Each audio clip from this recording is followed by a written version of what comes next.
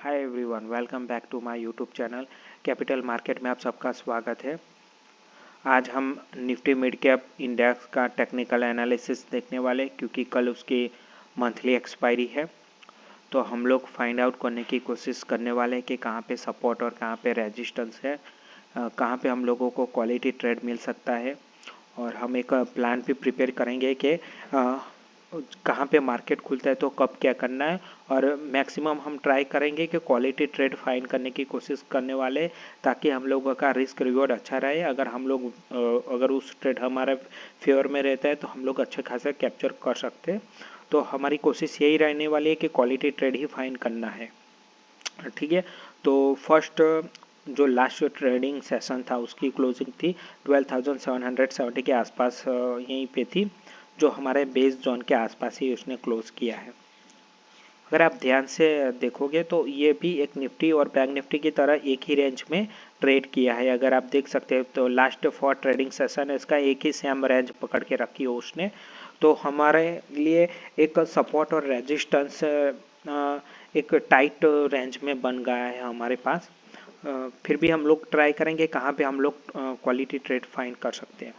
अगर मैं रेजिस्टेंस की बात करूँ तो 12,800 से 12,850 के आसपास हमारे पास यहाँ पे रेजिस्टेंस बन चुका है। क्योंकि आप देख सकते हैं यहाँ पे एक सेल ऑफ हुआ, फिर यहाँ पे सेल ऑफ हुआ, फिर यहाँ पे भी सेल ऑफ हुआ और यहाँ पे भी सेल ऑफ हुआ। तो अगर मैं सारे डॉट पॉइंट कनेक्ट कर लेता हूँ तो 12,810 से लेकर 12,850 के आसपास मेरा एक अच्छा खासा रेजिस्टेंस बन गया है। तो मैं यहाँ पे मुझे एक रेजिस्टेंस फेस करना पड़ सकता है।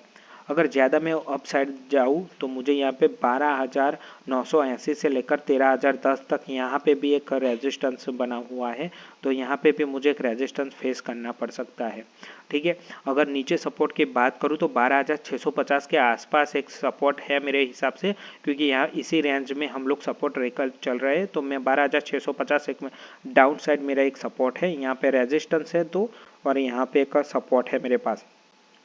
जबकि दूसरा सपोर्ट निकल के आ रहा है 12,560 से लेकर 12,520 तक, यहाँ पे भी मेरे पास एक सपोर्ट है। तो मेरे हिसाब से अगर नज़दीकी रेजिस्टेंस की मैं बात करूँ तो 12,820 से लेकर 12,860 के बीच एक मेरे पास नियरेस्ट टू नियरेस्ट रेजिस्टेंस है। और अगर सपोर्ट की बात करूँ तो 12,780 से लेकर 12,740 तक मेरे आसपास एक नियर टू सपोर्ट भी है और नियर टू रेजिस्टेंस भी है। तो ये भी एक शायद कल बड़ा मूवमेंट वॉलेटाइल हो सकता है, क्योंकि नियर टू है सपोर्ट और रेजिस्टेंस। तो कोई भी एक साइड ब्रेक करने वाला है तो सडनली उस पर हम लोगों को मूव देखने को मिल सकता है, क्योंकि एक सपोर्ट और एक रेजिस्टेंस बहुत ही नियर है, वहाँ पे ही ट्रेड कर रहा है मार्केट बिल्कुल।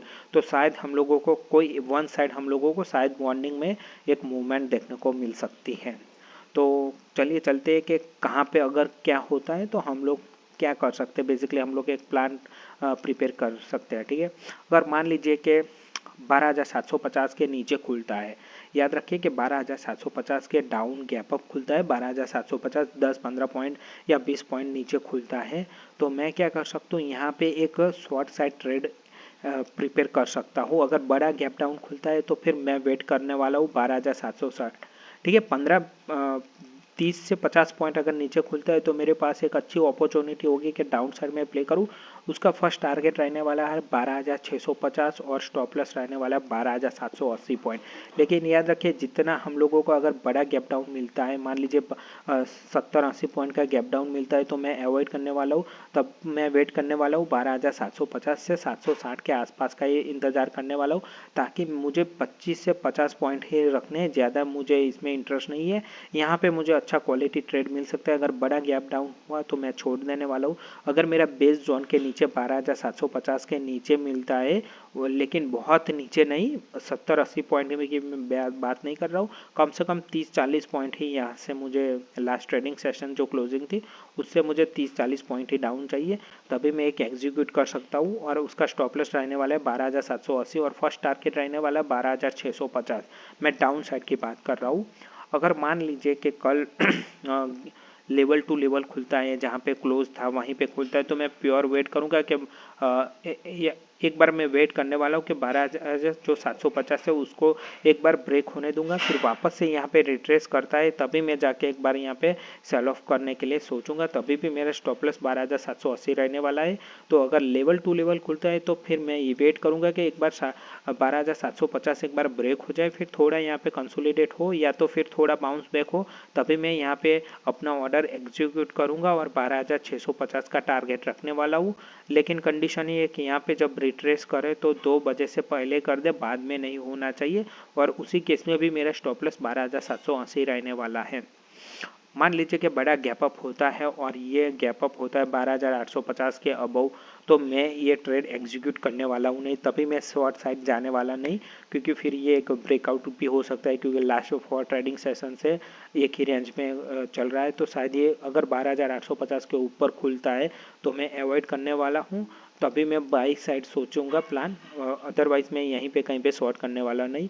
हाँ, एक बार यहाँ पे आ गए और यहीं कहीं पे वापस मिल सकता है, लेकिन ये क्वालिटी ट्रेड नहीं होगा मेरे हिसाब से, क्योंकि यहाँ पे अगर जाता है तो आप यहाँ पे छोटा सा रिस्क ले सकते हैं 12,830 के आसपास या 40 के आसपास शॉर्ट करके 12,880 40 पॉइंट का स्टॉप लॉस लगा के यहाँ नीचे तक आप लोग प्ले कर सकते हैं, या तो फिर यहीं कहीं पे मार्केट फंस सकता है।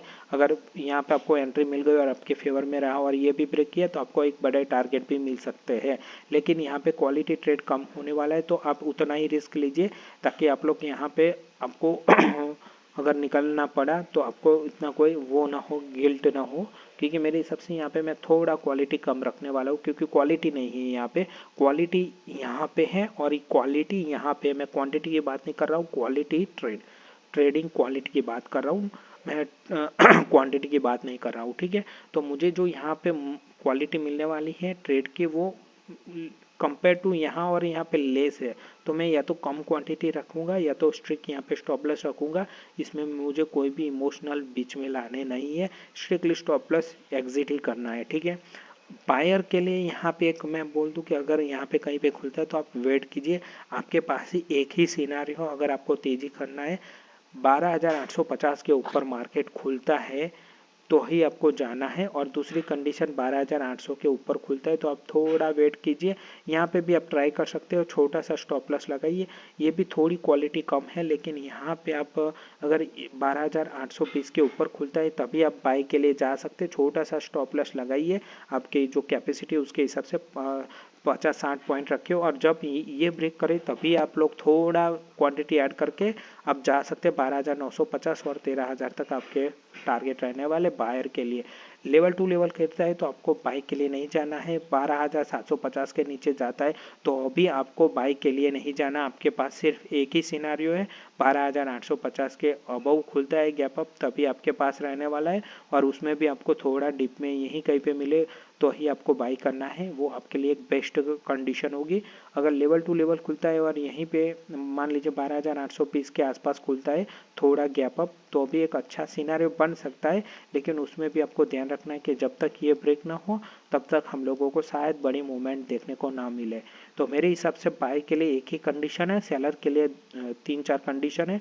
अगर मान लीजिए 12,750 के नीचे एक यहाँ पे आपको मिल सकती है, एक यहाँ पे मिल सकती है 12,840 या 850 के आसपास, छोटा सा स्टॉप लॉस रखिए, और तीसरी जो शायद मिल भी नहीं सकती है, कल 13,000 के आसपास मिलती है, तो आपके लिए 3 अपॉर्चुनिटी है डाउन साइड प्ले करने के लिए, बाइक के लिए सिर्फ 2 ही है और क्वालिटी वाली यही है। तो याद रखिए कि अपना प्लान बनाइए, फिर इसके बाद ही ट्रेड को एग्जीक्यूट कीजिए, क्योंकि क्वालिटी वाले ट्रेड फाइंड करना बहुत इंपॉर्टेंट है compare to number of trade जाने के लिए, ठीक है। क्योंकि उसमें क्या है कि नंबर ऑफ ट्रेड में ट्रांजैक्शन और काफ़ी आपकी कॉस्ट बढ़ सकती है, और क्वालिटी ट्रेड में कम मिलेंगे, लेकिन क्वालिटी वाले हो गए तो आपका ऑटोमेटिक कॉस्टिंग डाउन हो सकता है, तो आपको वो भी बेनिफिट हो सकता है मेरे हिसाब से। तो प्लीज़ हम लोगों ने जो प्लान किया वो आप भी एक सपोर्ट रजिस्टर फाइंड करके ऐसे प्लान बना सकते हैं। ये मेरा प्लान है जो मैंने आपके सामने रखा है। प्लीज़ वीडियो को लाइक कीजिए और चैनल को सब्सक्राइब कीजिए। Thank you for watching.